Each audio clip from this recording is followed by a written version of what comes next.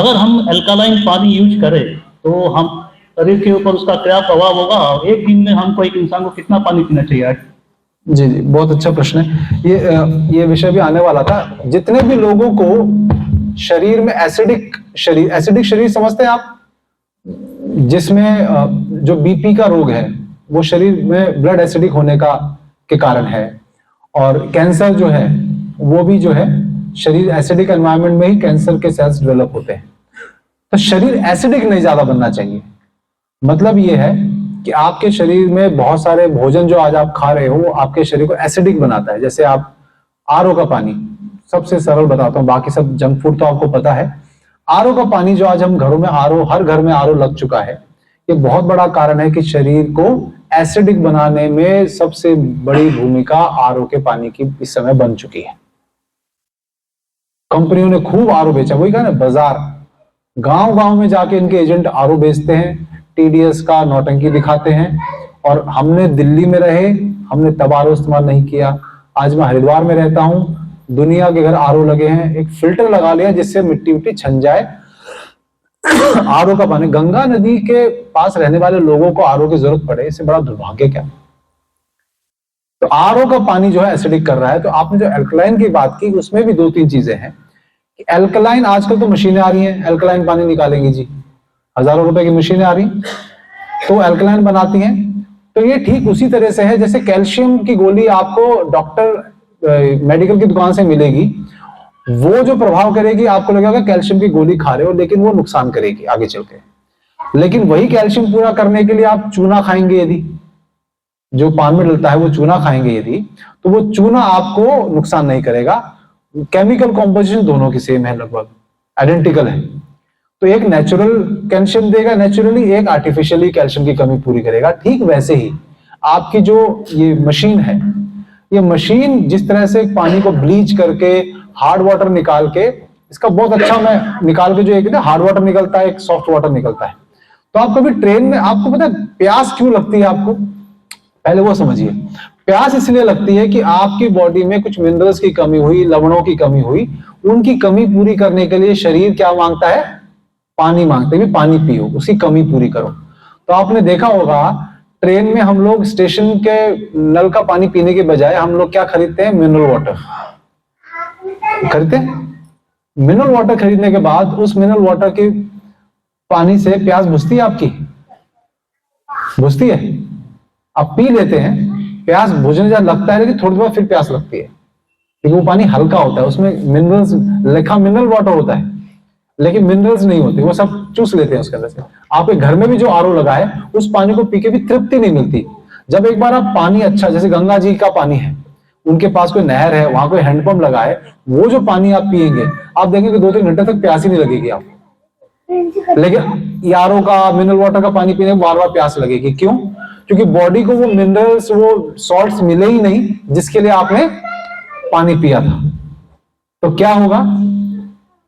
आप ये जो पानी पी रहे हैं, अब इसको समझिएगा, थोड़ा सा टेक्निकल है, मैं इतनी इसको अवॉइड करना चाह रहा था, लेकिन आपने पूछ लिया तो बता रहा हूं। आपके जितने घुटने के, आपने से रोगी बोले, आप घुटने के रोगी कब बनेंगे? जब आपके घुटने का एक कारण होता है कैल्शियम खत्म हो जाना। अभी कैल्शियम कैसे खत्म होता है? तो जो साइंस में पढ़े होंगे, बॉडी जब एसिडिक बनने लगती है तो उसको बैलेंस करने के लिए उसको क्या करना पड़ेगा? उसको एल्कलाइन बनाना पड़ेगा। ठीक है? एल्कलाइन बनाने के लिए क्या करते हैं? आपने जो पीरियोडिक टेबल देखा होगा, आपने पीरियोडिक टेबल में जो है कैल्शियम जो है वो एल्कलाइन मेटल में आता है।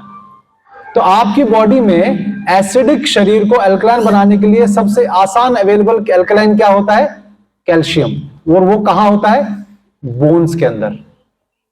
तो जैसे आपने आरओ का पानी पीते जाओगे आप, तो आपके शरीर से बॉडी को एल्कलाइन, जैसे आप उसे एसिडिक बनाओगे, वो एल्कलाइन बनाने के लिए, बैलेंस करने के लिए, क्योंकि ज्यादा एसिडिक बन गया तो मृत्यु हो जाएगी, तो बैलेंस करने के लिए आपके धीमे धीमे ग्रेजुअली आपके बोन्स में से कैल्शियम लेके वो बैलेंस करने का काम करता रहता है। And this leads to osteoarthritis latest stage पे। तो आपका ये, बस आप 1 महीना मिनरल वाटर की बोतल से, आरओ के पानी से दांत का कुल्ला करके देख लो, आपके दांत का कैल्शियम खा जाएगा वो, क्योंकि उसमें खुद कुछ नहीं होता। आरओ के पानी में, तो जब आप पीते हैं उसको, तो जो शरीर में होता है उसको लेकर पेशाब के थ्रू निकल जाता है। तो धीमे धीमे आपके कैल्शियम की कमी, वो कमी होनी शुरू हो जाती है। इसीलिए जो मशीन का बना हुआ अल्कलाइन पानी है, नहीं पीना है। वो जो कैल्शियम की मैंने बताई ना बात, चूना और कैल्शियम की गोली, ठीक वैसे मशीनें कृत्रिम तरीके से, आर्टिफिशियल तरीके से अल्कलाइन कर रही है, नेचुरल तरीके से नहीं कर रही। वो आइडेंटिकल टू अल्कलाइन पानी, वो केमिकल कॉम्पोजिशन उसकी भले अल्कलाइन पानी जैसी है, लेकिन उसका जो अल्कलाइनिटी है वो शरीर को नुकसान करेगी।